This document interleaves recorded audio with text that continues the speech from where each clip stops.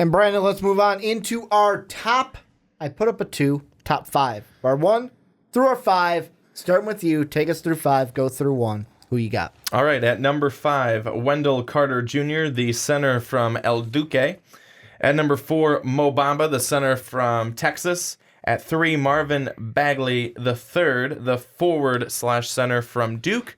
At number 2, Luka Doncic, the guard from Real Madrid. And at 1, DeAndre Ayton, center from Zona. And going right into mine, at number 5, Triple J, Jaren Jackson Jr., the forward from Michigan State. Then at number 4, Trae Young, the guard from Oklahoma, Boomer Sooner. Then number 3, Luka Doncic, the guard from overseas, the international player.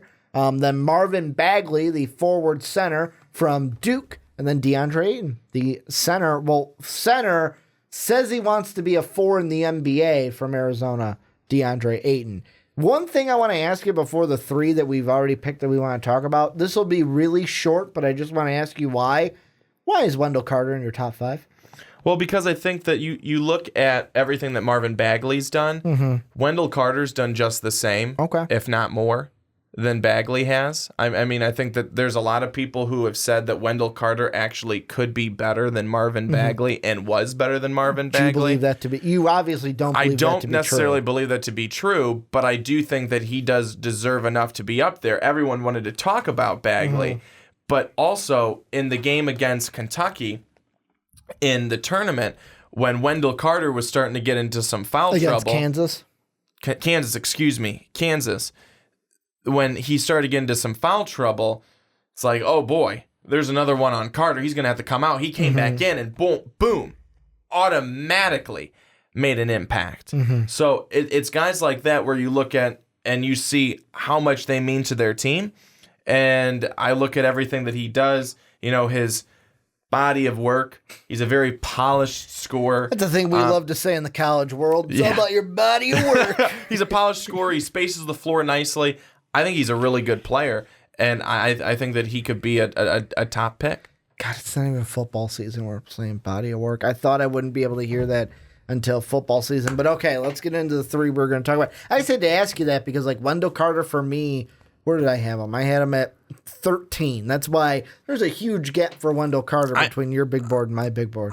Like I said, a lot of times when I'm doing my big board, it doesn't make necessarily any sense why I put anyone anywhere. I just kind of do because of how I'm feeling. It's all about who, truly, it's like how I'm feeling that day. It's all about who you like and what they've done for me lately. It's all about who you like, who you don't like. Let's talk about one guy who is polarizing, and that is Trae Young. And the reason why Who's he? The reason why he's polarizing is because you either love him, you hate him, and it has nothing to do with his attitude. He's not a Grayson Allen style. That's basically what I was saying there. So he's a guy, his team, Oklahoma, only had 1 tournament game since we last seen him. In the conference tournament, Oklahoma State, they lose. He scores 22 points, goes 7 of 21 from the field, 5 of 11 from 3. In their only tournament game, they lose to Rhode Island. He hits 50% of his shots, goes 9 of 8, scores 28 points, hits 3 of 9 from beyond the arc. Did you say 9 of 8? 9 of 18. That's what I meant to say. You're always there to catch me. And then he had, 5 rebounds, 7 assists in that tournament game. You had Trae Young outside your top 5, but I wanted to save him for this segment because I had him in my top 5. And if Ricky wants to do it, Ricky will do it. Well, no, it's one of those things where, I didn't want to talk about Mo Bamba in the last one because I had him at 6. We hadn't got to him in yours yet. So that's why we're going to, spoiler alert, talk about Mo Bamba later in the segment. What are you feeling about Trae Young? Because I'm feeling anyone who looks at that Rhode Island game and tries to use it as a negative is absolutely crazy to me because it wasn't a necessarily negative for Trae Young that his team, whenever he passed the ball to him, turned it over.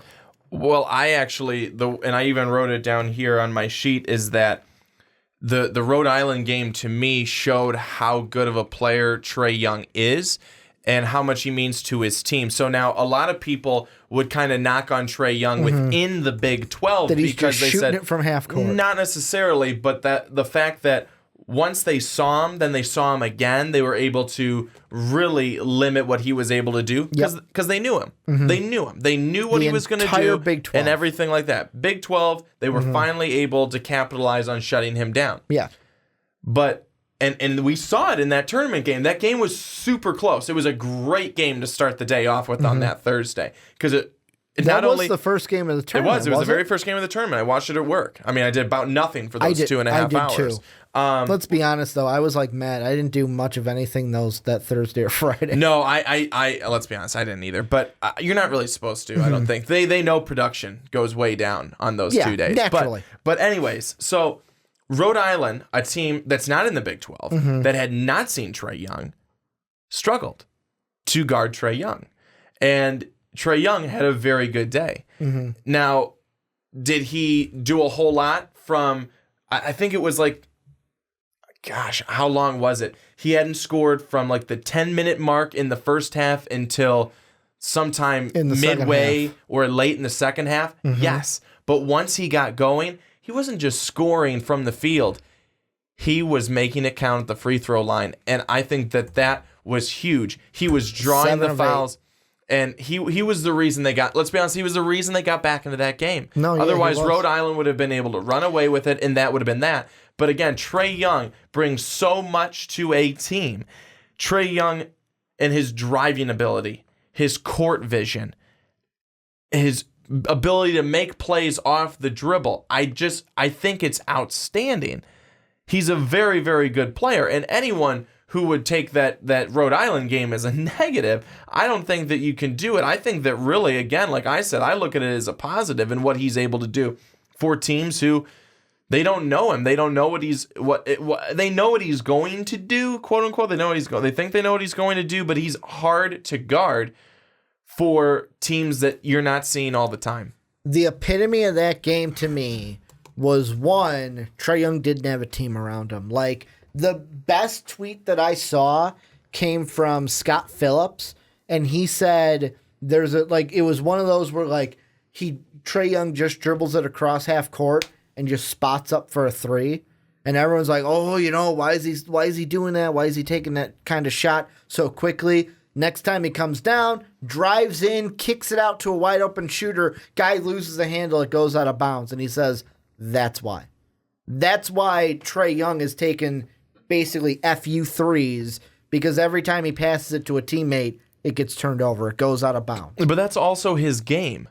His game is that three. His game is that pull-up, spot-up three. But his game is also the drive-in and dish. And drive-in literally looks like he's going to the basket. It's like in like a lot of times when the ball around, but it's a lot of times and I've seen it in women's basketball where they literally could just go like this. Yep. And it goes and they pass it out and you're like, what are you doing? But Trae Young does kind of the same thing, but there's a wide open guy right over there in the corner who can spot it up from three right there too with no one on them because they've all locked in on Trae Young down low. So those are both aspects of his game and two very strong aspects of his game. And I know that, really for Trae Young, we're really just going to focus on this one game because I think we've talked about Trae Young in every big board that we've had. We even did an entire segment of how he could be, or if he could be, the number one overall pick when we first started Draft Talk many moons ago. But the second thing about that game was Oklahoma, like how important he was to that team. And I know that you out there don't need me to tell you, but I'll tell you anyways. In the overtime period, he only had 4 points the entire time, was responsible for 6 points. He had 1 assist that led to 2 points as well. This is how his overtime went. Missed a jumper, so he's 0 for 1. Then hit 2 free throws. Then he missed a 3-pointer, so he's 0 for 2. Missed another 3-pointer, so he's 0 for 3 and 0 for 2 from beyond the arc. Made a layup, so he's one of 4 now and 0 of 2 from beyond the arc. And then made a pass that was assisted for a dunk. That is why, if he was hitting his shot in overtime, would have been a different story. That is how much he meant to that team because Rhode Island was able to pull away I know Rhode Island was also hitting their shots. They were kind of getting hot of late. But without him hitting his shot, Oklahoma had nothing. Oklahoma had no answer, like you had said earlier, and the overtime period just kind of put the period on that one. Yeah, absolutely, it did. But I think that what other people would say then is Trae Young a clutch shooter? And hold on, because I know you'll want to dive in there, but is Trae Young a clutch shooter, or is he just a 3-point shooter? And when I say that, what I mean is, does he have it in his veins that he wants the ball at the end of the game, not just because he's going to put a shot up and wants to put a shot up, but because he's going to have it go in? Or is he just the guy who comes down and he's your 3-point shooter, but he's not your clutch shooter? Trae Young to me, and I'm gonna answer your question by not answering yes or no. Trae Young to me, I think he's neither. He's not a guy that is just gonna volume shoot from 3. He's also not a guy that I'm the clutch 3-pointer, put it on the line. He is a guy to me that I know many moons ago I said, I don't compare him to Steph Curry, but I'm going to compare him to Steph Curry in a way. Not anything with ability, just with look at Steph Curry. Early on in his career was not what he is now. It took adding the pieces of Clay, of a Draymond, of a now Kevin Durant around him. Trae Young will need the same things at the next level. He will need a team around him. You're going to have to give him guys like a Klay Thompson who can be a spot-up shooter from beyond the arc and be a defensive player for him. You got to give him a guy down low that he can trust. You got to build a team of players around him, because if you just draft him to put it all on him, you're just going to have what happened at Oklahoma. Like, if it is all on him, no. He's not LeBron James. He's not Michael Jordan. He's not that player that is going to say, he's not Russell Westbrook, basically. He's not James Harden, is what I'm trying to say. But I also think you could probably also say, too, he's not Steph Curry. Steph Curry is a clutch shooter. Mm-hmm. And but he's one guy you didn't name, because I think you really want to compare him to Steph Curry and say you give him the pieces, you give him the pieces, and he can be Steph Curry. I don't think so. I think he'll still be a good player, but he won't be Steph Curry. And if for nothing else, because Steph has it through his veins, he wants that ball. He's going to be the clutch shooter. He's going to end that game, and he's going to win it. I'm going to say 2 points. First off, I agree with you only because Steph was a clutch 3-point shooter in college. He was that in college. Now, is that something that Trae Young can, the thing that is so different about Trae Young to Steph Curry, bringing that into it, is Steph Curry at Davidson still had a decent team around him to where it was like, yeah, I'm going to shoot, I shoot threes, but it's not all on me. Whereas Trae Young from the beginning, and it could have been the hype level that we put up early in the season, that could have attributed to it. But to me, the one thing that needs to change with Trae Young at the next level is he can't just be a volume 3-point shooter. He can't just be 3, 3, 3, 3. And I don't think he will. I think if he gets the right coach, they're going to rein him in. And I'm not saying that Lon Kruger is a bad coach at Oklahoma. He's good.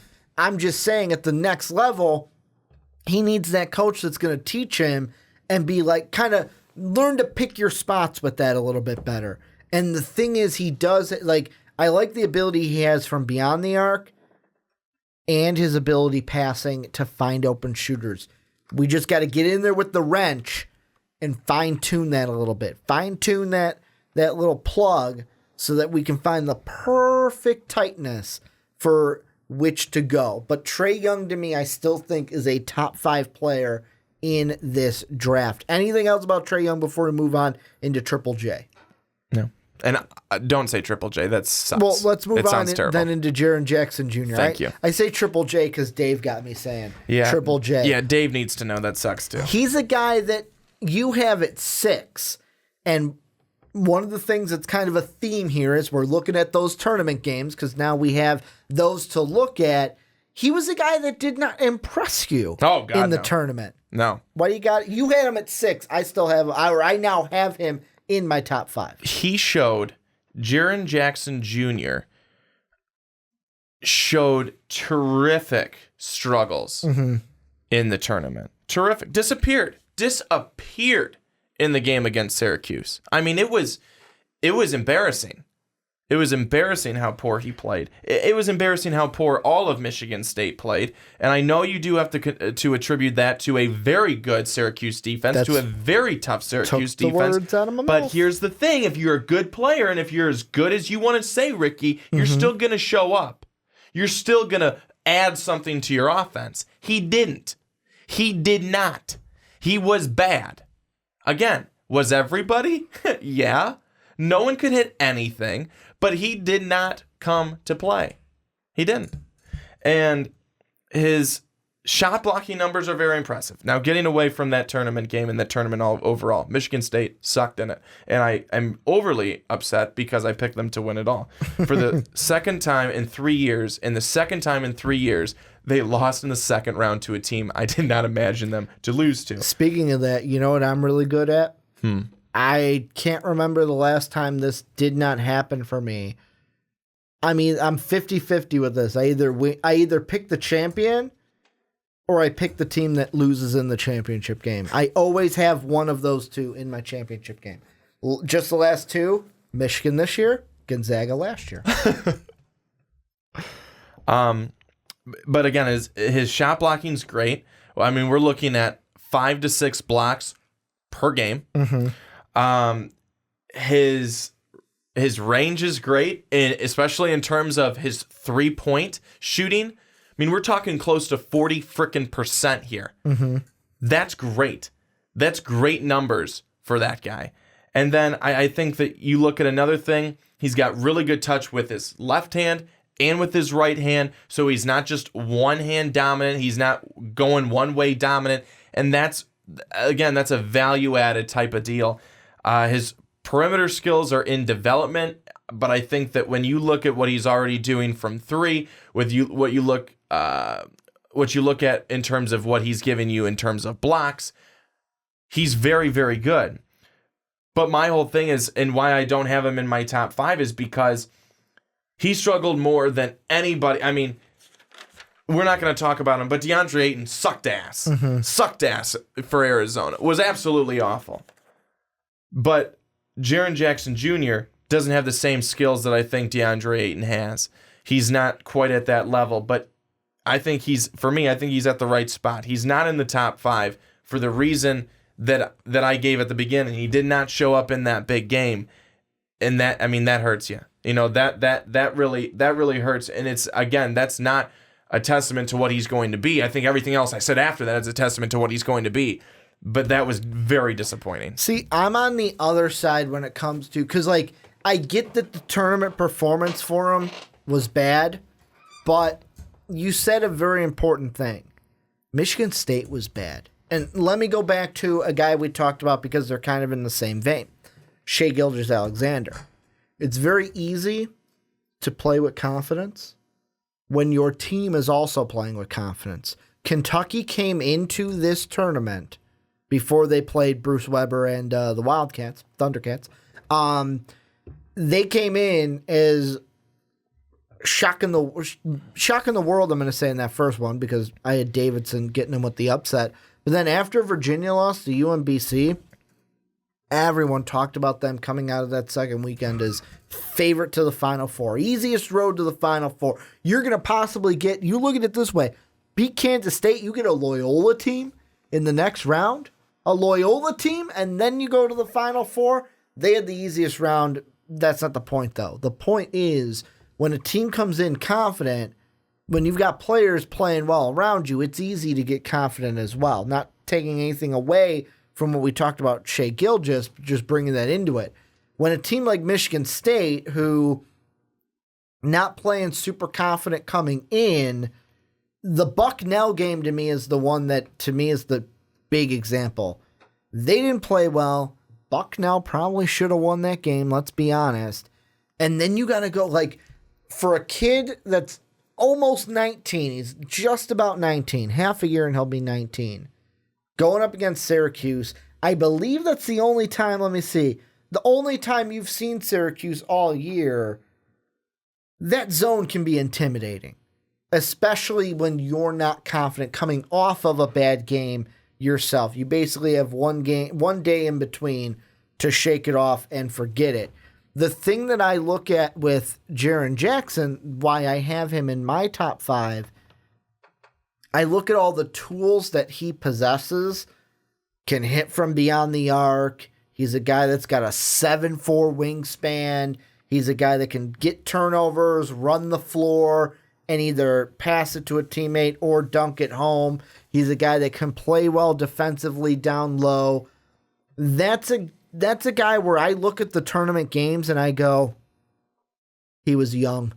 He was young, and I'm not looking at Jaren Jackson. Well, that's such a BS thing to say, because who cares that he's young? Here's the thing. We know that these guys are freshmen, but they move into the NBA after let me that. Finish. They know where they're going. Let me finish.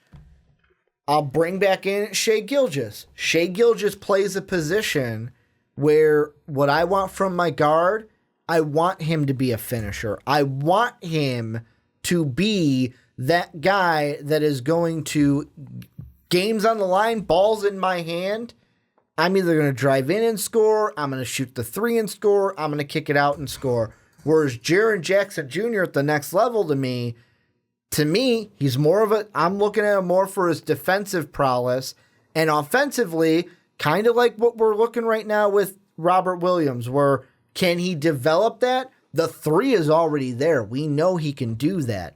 It's just pulling that offensive potential out of him and looking at that defensive potential going, that's what I want at the 4. That is what I want from Jaren Jackson. That's why to me, he's in the top 5. I wouldn't be surprised if he goes in the top 3, depending on who wins the lottery and who falls in that top 3.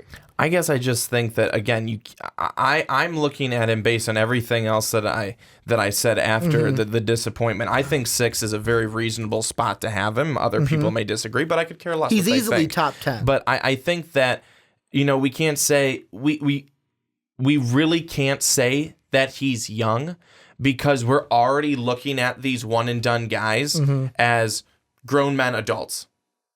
Grown men adults, they're going to be NBA ready. Or at least NBA ready in terms of they're going to the NBA. There's still going to be things that they're going to need to work on, improve on. They're going to grow. They're going to, get bigger, faster, stronger, all these types of things. But we have to evaluate that. I don't necessarily know if a scout's going, well, he's young. No, he's going for the NBA. He's a man. So I think that's where I disagree a bit in terms of that. Yes, we can say that he went up against a really good zone. Syracuse has the best zone, I think, in all of college basketball. They're very tough defensively. We know that. Look at Duke. I thought Duke was going to lose to them. I'm disappointed they didn't. But I think that they're very disciplined defensively too. And that's a Duke team that knows them, that sees them all the time, that plays with them against them in their conference. And that's a Duke team that still struggled with them. They're a great defense. But you show what kind of player you are when you're going up against good defense and things like that. And again, I'm not saying that Jaren Jackson's a bad player at all. Your whole team sucked in that game. No one could hit anything. You couldn't get anything going offensively. There was no rhythm. There was nothing there. I mean, I still remember, and I think I said this already on a different podcast, was that at one point, Greg Gumbel, when they went back to the studio, he said, well, a man can make a really good living selling offense out there in Detroit today. I mean, it was a great joke because he was right. There was zero. So that all plays into it. But I think that what we need to look at more, and what I know is going to be happening, is what we're going to get from him in terms of his blocks. He is going to be great. He's going to be great because not only does he offer a presence inside, but he also offers that presence from beyond the arc. I think that he's got some really great skills when it comes to that. I think that, again, him being able to drive, left or right, is great. It's huge for him. It's going to be a lot for any team that's going to draft him and pick him up. But again, when you look at the tournament, you're looking for what the best in every player. You're not always going to get the best in every player, but you're looking for their best. That's hopefully when they put it on display, and he just didn't. But let's move on into the last guy that we're talking about, and that is Mo Bamba, the 7-foot center, standing tall at 7 foot, 7'9" wingspan, 216 pounds from the Texas Longhorns. You have him at, let me double check, number 4. I have him at 6. What are you thinking? Why you got Mo Bamba in your top 10? Because top 5, because he was in my top 5 last time, had him just fall out this time. Well, because I think that he is a huge difference maker and a huge factor for any team. So he obviously has the size. He's a monster defender at the rim. I mean, I remember a number of times when you're like, Brandon, come over here. You have to look at this block that he had. I mean, but how many of those does he have per game? There's the one that Sean pinned to the top of the MVP Twitter. Yes. Where he jumped up and met the ball at the top of the square on the backboard. Yeah. That is insane. That's insane how far he reached up. I would have to climb a ladder, and I still probably wouldn't be able to reach that high. So there's 2 games that I want to talk about specifically. The Duke-Texas game during the regular season. A big one. Duke came back, won that game. Why? Mo Bamba fouled out of the game. He was no longer there. And once that happened, Marvin Bagley took over, and he did really well. And in overtime, Duke won the game. Jeez, that was so hard. I remember watching that game. It was so hard to watch after Mo Bamba went out. Pass to Bagley, 2-handed slam. Pass to Bagley, 2-handed slam. What are they going to do? Pass to Bagley, 2-handed slam. Texas couldn't stop it. Couldn't stop it without Bamba out there. Then there's another game. How about Texas, Nevada in the tournament? He had a big block in that one, too. Texas was up by 15 points, I believe, at one point. Nevada stormed back, which is something that they seemed to do in the tournament. And they tied the game. But then towards the end, Mo Bamba was keeping Texas in it. Offensively and defensively. He was just a force to be reckoned with. But then what happens? Mo Bamba fouls out. And then what happens? Nevada goes on to win that game. Now, that's one though I want to put a little a little yellow sticker on, because the thing I remember is watching that game and texting Sean and Dave in the Fast Break group chat, and Sean, when it happened, first thing he said was, "That's not a foul." First thing he said was, "That was a clean block." So like that was one where even I get the point. He did foul out. That's where your point is, that without Mo Bamba out there, Texas was nothing. So yeah, exactly. But that was one where he probably shouldn't have even fouled out, and Texas could have won that game with him in there. Well, we can't go on the what could have been. I know, the could have, should have. I think that those 2 examples, perfect examples, and there's probably many more, shows just how important Mo Bamba is to a team and how important he will be to any team that drafts him. And I think that if he adds on a little bit more muscle to be an even stronger force inside offensively, I think that will be crucial. And I also think that Mo Bamba, if you look at him overall with everything right now, I think offensively, he was averaging right around 13 points a game and then 10 to 11 rebounds per game. That's outstanding. If you continue to do that, and then blocks per game, about 4. Those are great. I mean, that's great numbers right across the board. And with his size and with his just how good he is defensively, that's why I have him at 4. That's why I have him sitting at number 4 inside my top 5, because I really truly feel, especially after seeing him in the tournament, seeing what he did in that game against Nevada, and yes, Texas obviously was doing something wrong, or Nevada was just absolutely doing something right to be able to storm back, but Bamba does not fall out of that game. I do believe Texas wins. And that just goes to show, again, how important he is to that team and how much he has to offer just in terms of being a presence. I mean, he could literally do nothing. He does a whole lot more than nothing, but he could do nothing. And just by being there, he throws off a game plan or what a team wants to do. You got sheets of paper in front of you, right? Yeah. Do you have a little spot that is free for you to write down some stuff? Yeah. Just so you can see it, because I don't want you to remember. We're going to play your favorite game. All right. Gotcha. Do you want player A or player B first? Let's go with player A. All right. Player A, the stats I'm going to give you is he had 14.2 points per game. He had 4.7 blocks per game, 10.4 rebounds per game, shot 62.3% from the field, and 15% from beyond the arc.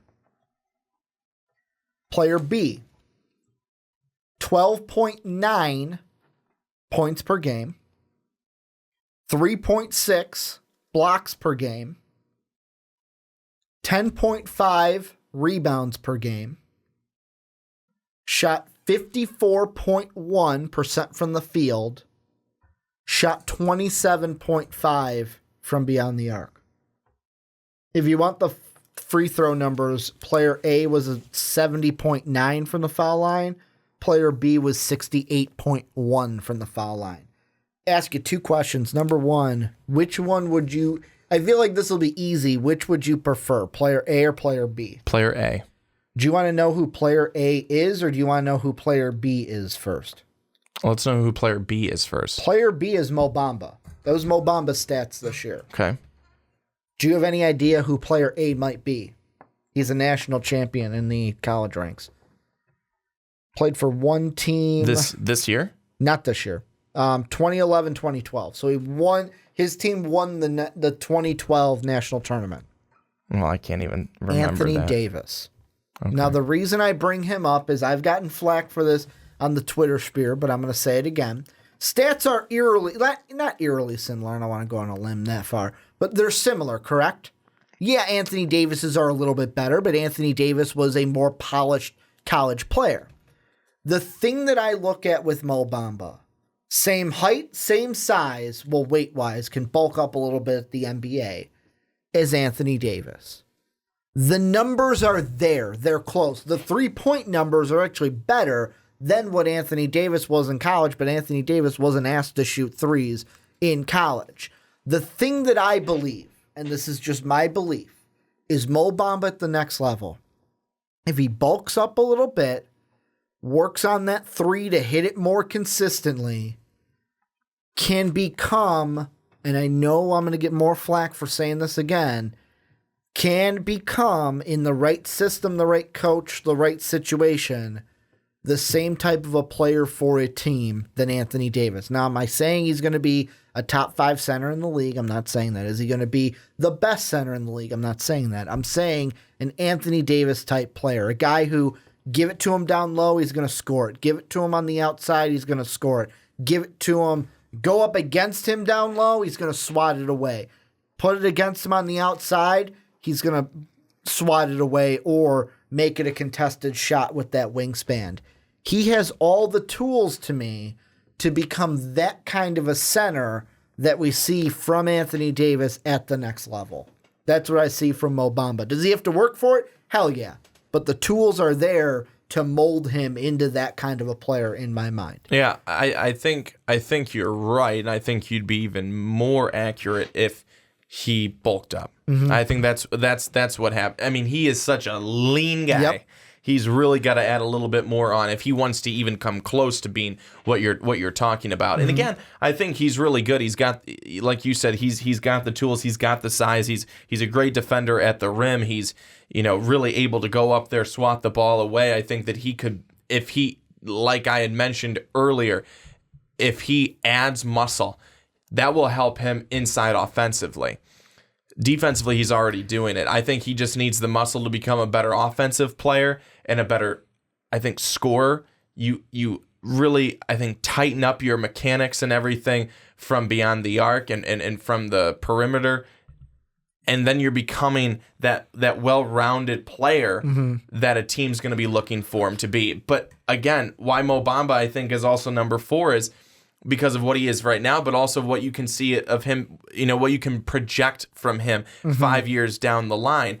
Mo Bamba, a lot of people have said that he's got the tools, and they project him to be one of the best, who could even be better than Bagley, who could be better than Ayton, who could end up being the best center out of this draft 5 years down the line. Does it happen? I have no idea, but people have talked that it could, and that's interesting. Well, and the thing that I'm going to make a joke here. I think it's just the Texas locker room or the Texas weight rooms, because think back to Kevin Durant. When he was coming out of college, he was lanky also. He had to bulk up too. So I just think those weights that they have in Austin, they aren't strong. They're not heavy enough for guys. They're lifting them, and they're just way too easy. Got to get some heavier weights for the Texas Longhorns. Here's one last question I want to ask you off the cuff, and it's because you bring up DeAndre Ayton. Okay. I want to get your opinion on, apparently DeAndre Ayton has said he doesn't want to be a 5 at the next level. He wants to be a 4 at the next level. Now, if that comes true, then yes, Mo Bamba can become the best center because that's one less guy he has to compete with. What are your thoughts with DeAndre Ayton being a 4 in the NBA and not being a 5? I think he's got to become a better perimeter shooter if he wants to be that 4. Because again, that's where the league's headed towards, is more that stretch 4. I mean, that's exactly where the league's headed. I mean, they want you to be able to score as much as you possibly can, and they want you to be that versatile player. Now I can think of that, that word and say it with ease, but I couldn't earlier. I like how Such I didn't even know what word you were saying. I just said it, and you were like, "That's it. That's the one I wanted." But I think that's where I would want to see Ayton